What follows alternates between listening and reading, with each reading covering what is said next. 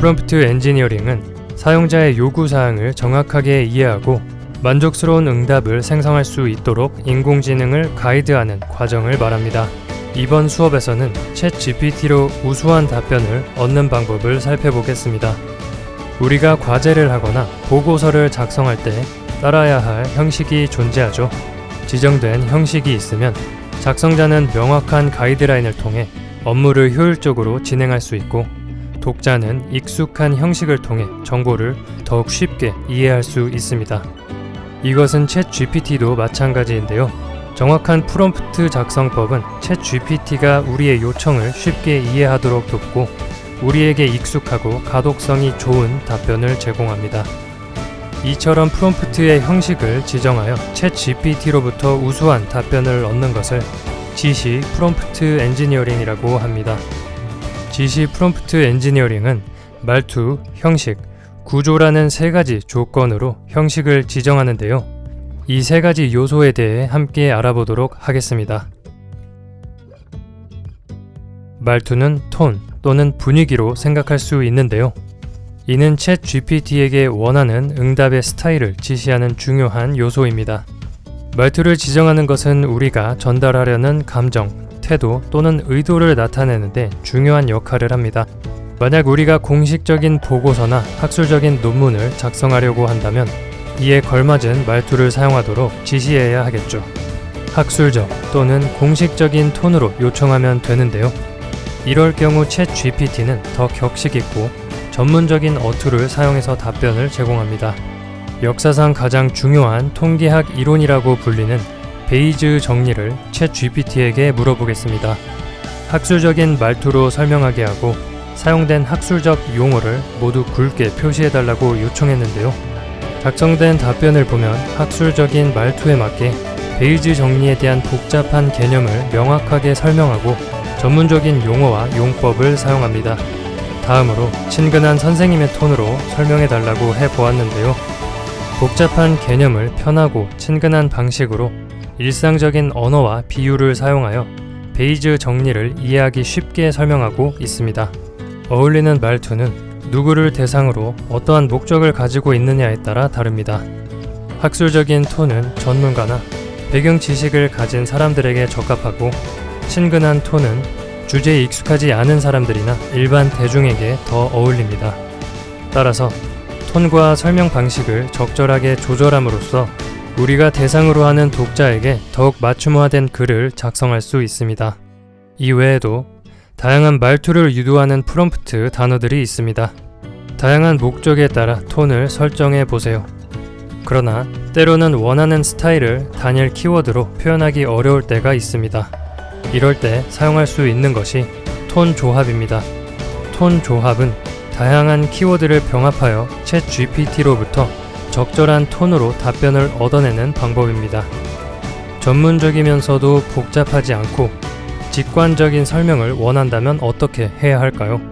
전문적인과 직설적인 두 가지 톤을 조합하여 프롬프트를 제공하면 됩니다. 이러면 한 가지 톤으로 묘사하기 어려운 세부적인 요구사항도 다양한 조합을 통해 해결할 수 있습니다. 또한 단순히 톤의 조합만으로는 부족하다면 유명 인물이나 작가의 글쓰기 스타일을 참고할 수 있습니다. 예를 들어 백종원 선생님은 친근하면서도 공손한 말투로 잘 알려져 있습니다. 직접적이고 간결한 표현을 사용하며 실용적인 조언과 열정적인 태도가 특징인데요. 이러한 특성들을 고려하여 답변을 작성해보세요.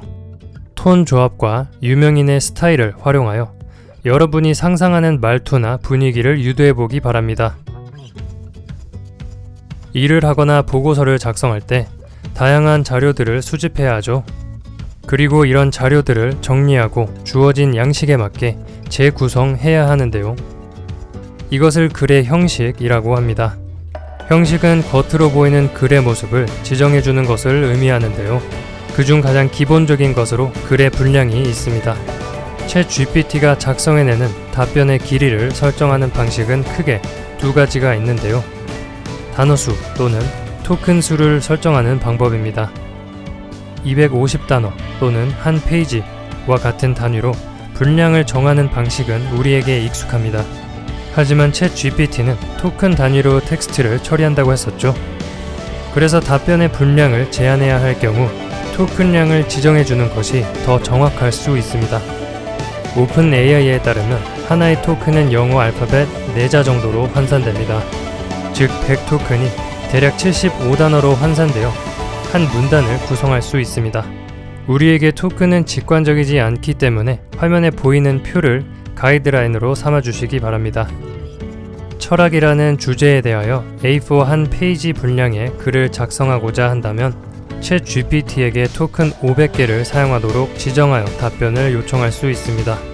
구글 독스에 생성된 내용을 복사하여 확인해보면 한 페이지 분량이 되는 것을 확인할 수 있습니다.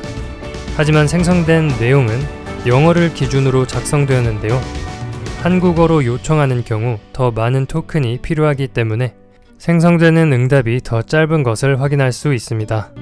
챗 GPT가 한 번에 생성할 수 있는 최대 토큰 수는 4069개입니다. 본 강의에서는 시청자의 편의성을 위해 한글로 다양한 예시를 만들었지만 실무에서는 특히 긴 글을 작성해야 할 경우 영어 사용을 지향하시기 바랍니다. 영어로 답변을 유도하고 그 내용을 다시 한글로 번역할 수 있으며 이전 수업에서 다루었던 프롬프트 지니 플러그인을 활용할 수도 있습니다. 다음으로 유용하게 사용할 수 있는 형식은 표, 테이블인데요. 표 형식은 정보를 구조화하여 빠르게 이해할 수 있고 여러 정보를 비교하기에 효과적입니다. 사실 이번 수업에서 사용된 모든 표 자료는 챗 GPT로 만들어졌는데요. 지원하는 다양한 형식을 표로 정리해 보았습니다. 챗 GPT는 생성형 AI로서 텍스트를 생성할 뿐만 아니라 다양한 형식으로 글을 재구성할 수 있습니다. 기존에는 전용 변환기나 파이썬 코딩을 통해 형식 변환이 가능했다면 이제는 챗 GPT에 요청하여 형식 변환이 가능합니다. 필요에 따라 적절한 형식으로 요청해 보시기 바랍니다. 구조는 글쓰기를 수행할 때 따를 수 있는 가이드라인을 의미합니다. 이는 작성자가 주제를 효과적으로 구성하고 주요 아이디어를 전달하고 글의 흐름을 유지하는 데 도움을 줍니다.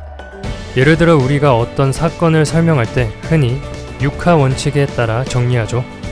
이것도 일종의 글쓰기의 구조라고 할 수 있습니다.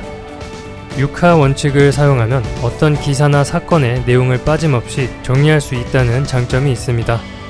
챗 GPT를 사용할 경우 수행하고자 하는 작업의 특성에 따라 목적과 요구사항이 다르기 마련인데요. 중요한 정보를 빠짐없이 체계적으로 정리할 수 있도록 도와주는 구조는 분야별로 이미 존재합니다. 챗 GPT는 이러한 구조 및 프레임워크를 학습하였습니다.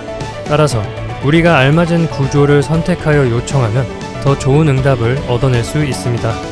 예를 들어 기업에서 활용하는 수옷 분석은 사람이나 조직의 강점, 약점, 기회, 위협을 파악하는 데 도움이 되는 전략적 계획 도구입니다. 아이다는 주의, 관심, 욕구, 행동을 단계별로 포함하는 마케팅 전략입니다.